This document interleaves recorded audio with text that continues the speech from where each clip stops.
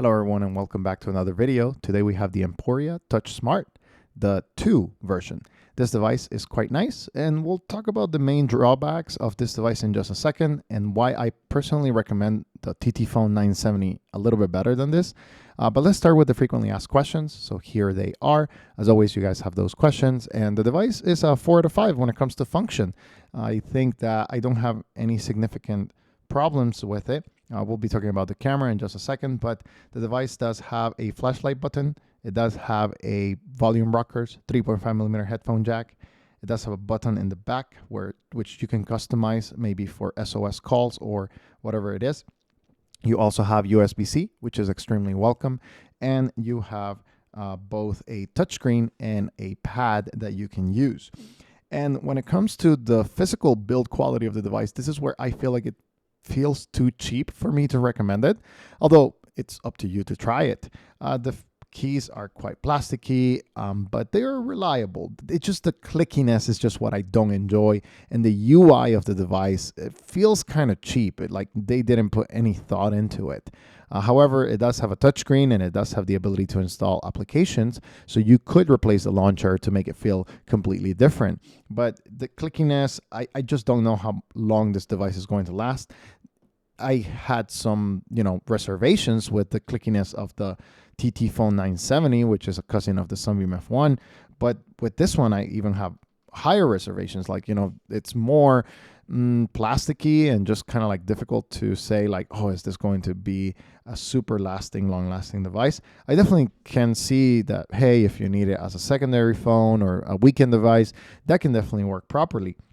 But besides that, it just doesn't feel like the company put a lot of effort into how it looks and how it feels. Now let's go over the camera, some samples right there for you guys. Nothing amazing, just totally serviceable just for the mere basics. The device does come with chat apps, so it does have messages where you can go to write a message, and it does have the inbox, not inbox, but threaded messaging. You can type triple click, and you can also have the ability to load different things. It does not come with a T9 engine from the things that I have been able to see, but you can, kind of like insert whatever it is that you need.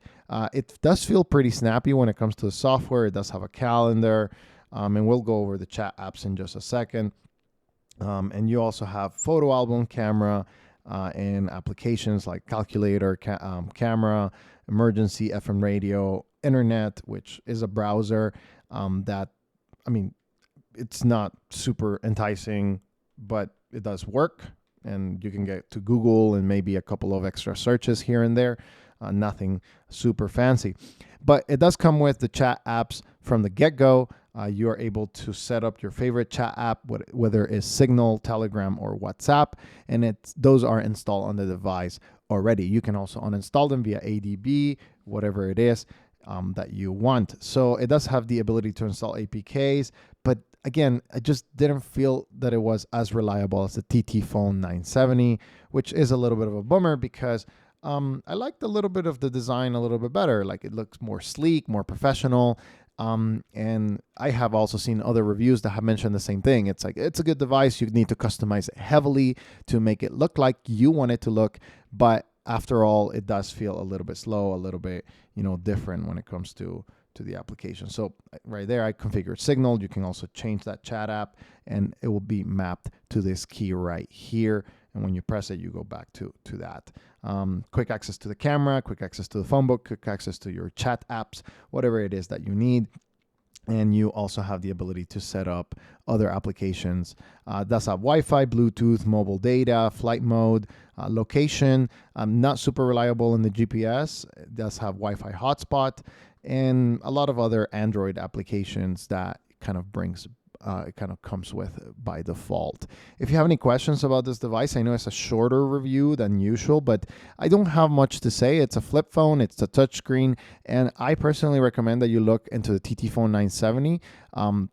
Just my personal view, but if you want to try it out, you can get it on Amazon, try it out maybe for like 2 weeks, see if it works for you. And if it doesn't, then you try the 970. These devices are better alternatives, in my opinion, for specific countries in Europe where the CAT S22 doesn't work. And of course, if you don't want to carry with you a very heavy device like the CAT S22, which is right here, and as you see, it's quite thicker and heavier than these devices, then these are good alternatives for the European market and for the Asian market. So if you're looking for those alternatives, these two devices would be the ones. I think the build quality, I feel more maybe like comfortable with something that I already have experience, but I'm going to continue testing for the Emporia TouchSmart 2. And if I have an update, I'll leave it here in the channel as well. Thank you for watching this video. And if you have any questions about this device or any of the other devices that I have reviewed, make sure to put it in the comments below. I'll be interacting with you guys. See you in the next video.